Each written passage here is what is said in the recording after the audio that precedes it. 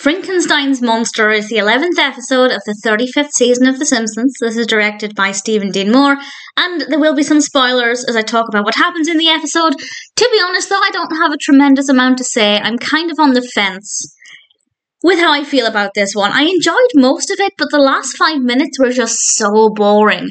So I didn't really love the ending. In fact, probably the final third. Basically, once Dr. Spivak began to look at things and investigate things, that's when it got really boring. I didn't like the character at all, and I didn't like the direction in which it was going. It starts off great. We kind of get a couch gag, which is kind of cool, and then Professor Frink gives Homer the opportunity to interview for a job at this power plant in Shelbyville. It's a very swanky, state-of-the-art location. We get to see inside of it, of course, because Homer gets the job.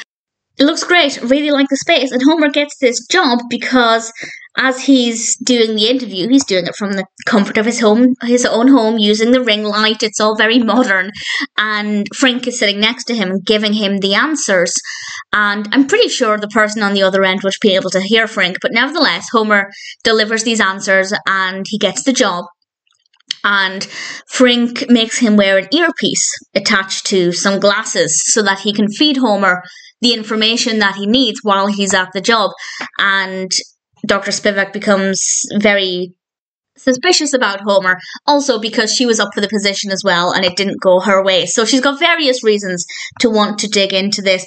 And that was all interesting enough until she started to stick her nose in things, and I stopped caring. I just found that part of the narrative to be really boring, kind of rushed as well, which if it's rushed, I should not be that bothered about it, but there was still enough of it that I wasn't a fan of it. I didn't care where it went, and the last kind of 5, maybe even closer to 10 minutes, whenever she started to look into things, whenever she was talking to Lenny and Carl, kind of from then it just became really, really boring. And it's almost like an episode of two halves. The first half, really thoroughly enjoyed it. Second half, maybe final third, not very good at all, at least for me. So I didn't love it.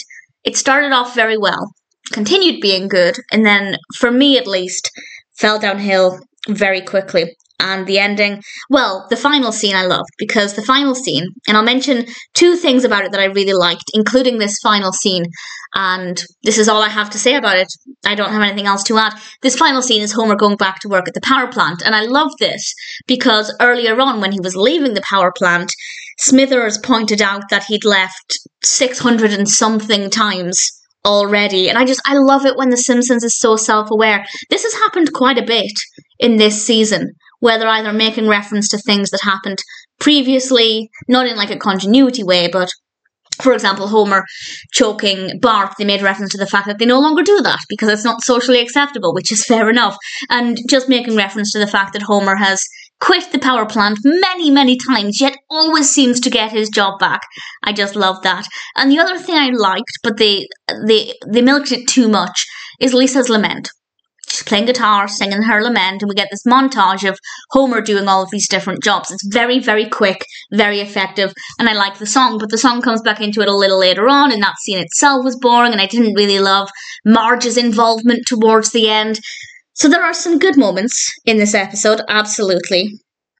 But as a whole, I wouldn't say that I thoroughly enjoyed Frinkenstein's Monster.